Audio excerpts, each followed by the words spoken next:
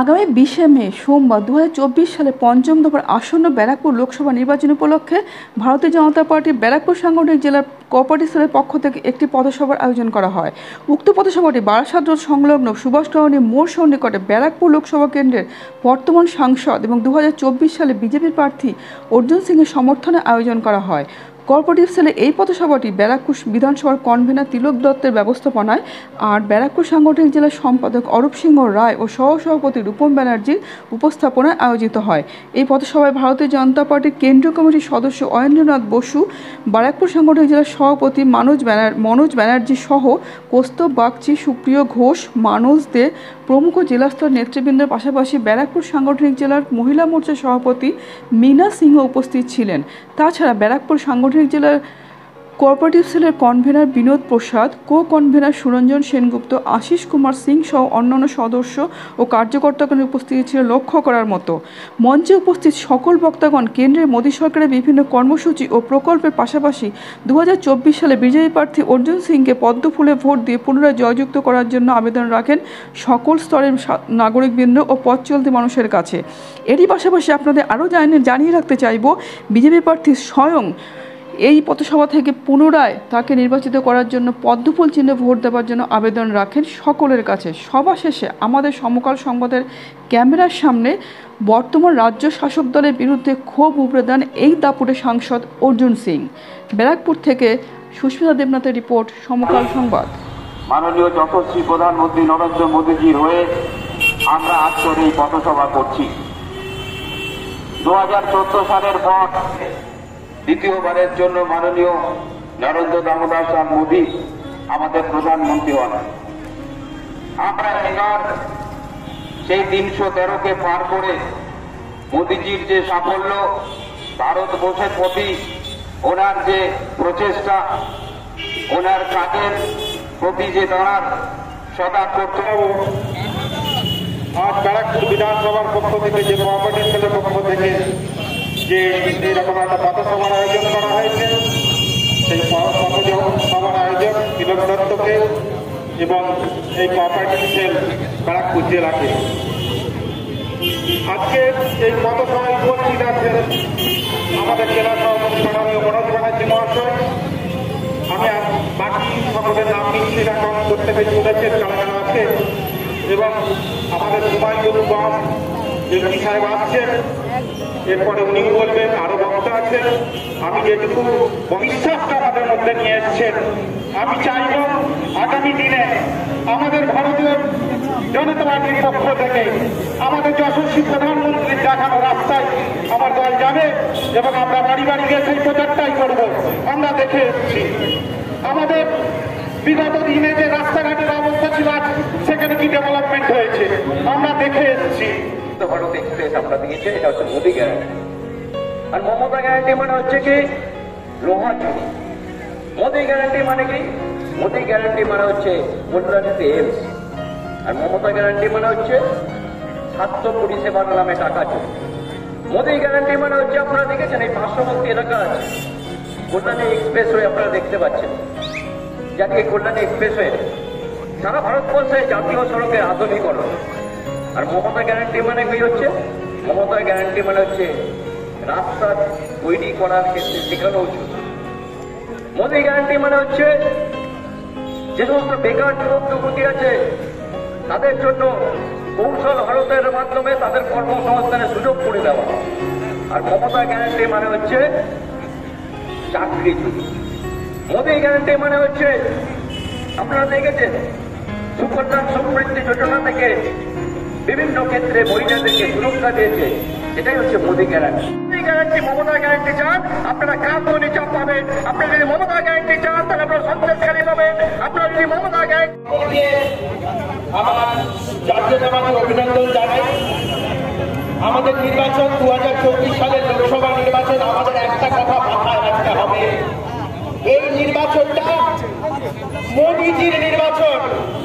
এই নির্বাচনটা বাংলায় আমরা যারা রাজনীতি করি চোরেদের তাড়ানোর নির্বাচন। এই নির্বাচনটা আমাদের কাছে একটা অগ্নি পরীক্ষা। আগামী দিন বাংলায় স্পষ্টভাবে, সুন্দরভাবে, পরিষ্কারভাবে স্বচ্ছ রাজনীতির বাতাবরণ যাতে বিরাজ করে, তার জন্য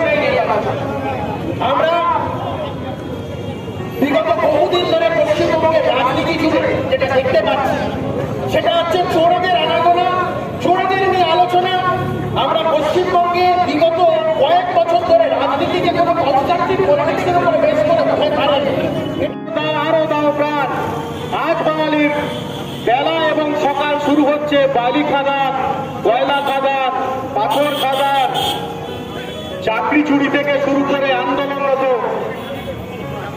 চাকরি প্রার্থী যারা কলকাতায় ধর্ণা দিচ্ছে। আমরা বাঙালি একটু সবকিছুতে এগিয়ে।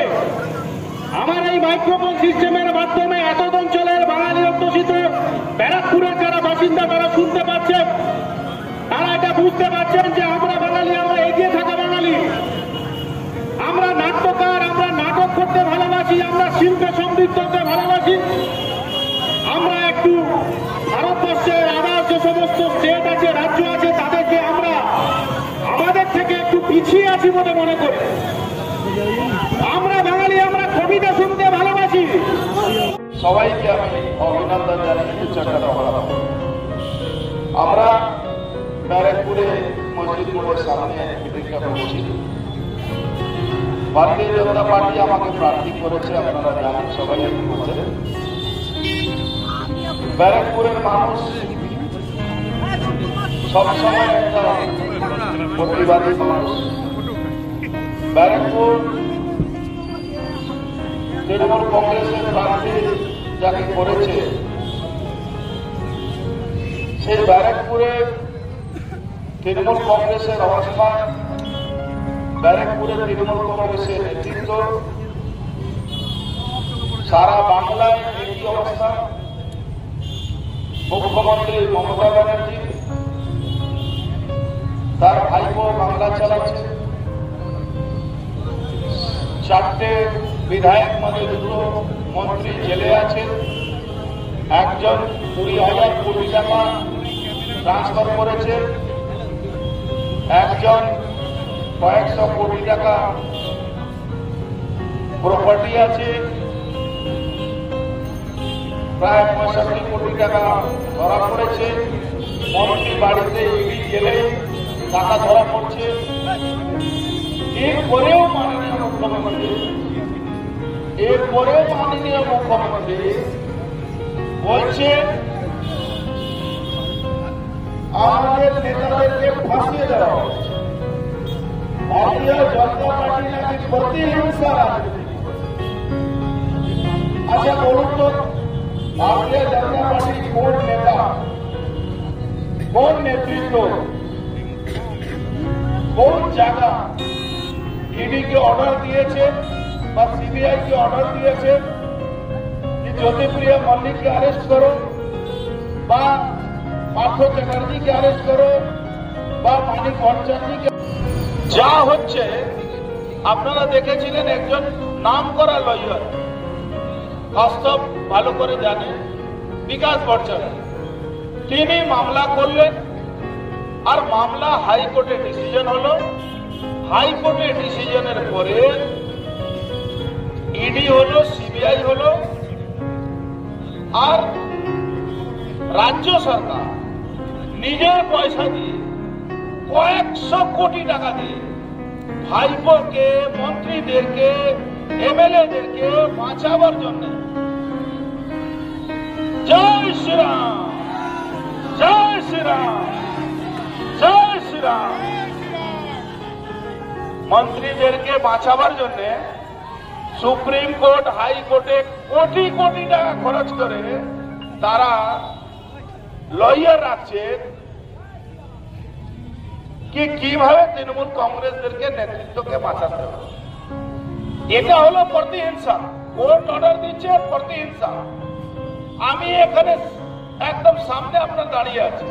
আমার এগেন্স্টে কোন কোর্ট মামলা করার জন্য অর্ডার দিয়ে? 65টা মামলা আছে। বলুন, 165টা মামলা। একজন মানুষ, তৃণমূল কংগ্রেসের পুলিশ কেসটাও বাঁচাতে পারে না। একদিনে একটা মানুষ এক সময় 4 জায়গায় তার নামে কেস করেছে। এর নাম হলো মমতা ব্যানার্জি সরকার। এটা প্রতিহিংসা। এই কাজটা একটা কথা বলেছে, ওর কথা না, দীপক বাবু কি বলেছে, কি লিখেছে সেটা বলেছে। তার জন্য রাতারাতি মুখ্যমন্ত্রী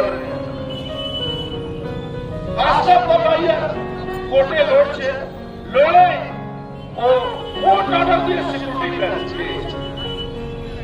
আমার জানা আছে ও একটা পুজো করছিল, ওই পুজো করতে দেবে না তাকে, গণেশ পুজো করে সে পুজো করতে না দেওয়ার জন্য মমতা ব্যানার্জি মমতা ব্যানার্জি বলছেন অমুক গ্রামের স্বাস্থ্যসাথী কার্ড কেটে দেবো, অমুক লোকের ওই সন্দেশখালীতে আমাদের মায়েদের জন্য যে লক্ষ্মী ভান্ডার উনি করেছেন ওটা দেব না। আরে এটা আপনার সম্পত্তি নয়, আপনি একজন মুখ্যমন্ত্রী হতে পারেন, কিন্তু মুখ্যমন্ত্রী বা রাজ্য সরকার বা কেন্দ্র সরকার কোনো যদি প্রজেক্ট, কোনো উন্নয়নমূলক প্রজেক্ট হোক, কোনো মানুষের সাহায্য করার প্রজেক্ট হোক, যদি সে সরকার করছে সেটা ব্যারেকপুরকে দেবো না টিটাগড়কে দেবো, টিটাগড়কে দেবো না নওপাড়াকে দেবো, এখানে কাশ্যপকে দেবো না মনোজবাবুকে দেবো, মনোজবাবুকে দেবো না ওদিকে বিশালকে দেবো, এরকম হয় না। মোদীজি বলে যে আমি 140 কোটি ভারতবাসীর জন্য কাজ করি, আর দিদিমণি বলেন আমি তৃণমূল জন্য কাজ করি। মঞ্চে বসে সরকারি মঞ্চের উপরে বসে উনি দলের কথা বলেন, আর উনি বলেন প্রতিহিংসা হচ্ছে বাড়ির সামনে। সেই পরিপ্রেক্ষিতে পার্থভূমি বলেছে যে এই ক্যামেরা তো আগেই লাগানো ছিল, ওর বাড়িতে অনেক দুষ্কৃতী ছাদে উঠতো, কজন দুষ্কৃতীকে ধরেছে? হ্যাঁ, অনেক দুষ্কৃতী আমার বাড়িতে থাকতো, তা কজন দুষ্কৃতীকে ধরেছে? না সেই সময় তুমি ওদের সরকারি ছিলেন, তাই কারণে তার আগেও ছিল, তার আগে কি দুষ্কৃতী ছিল?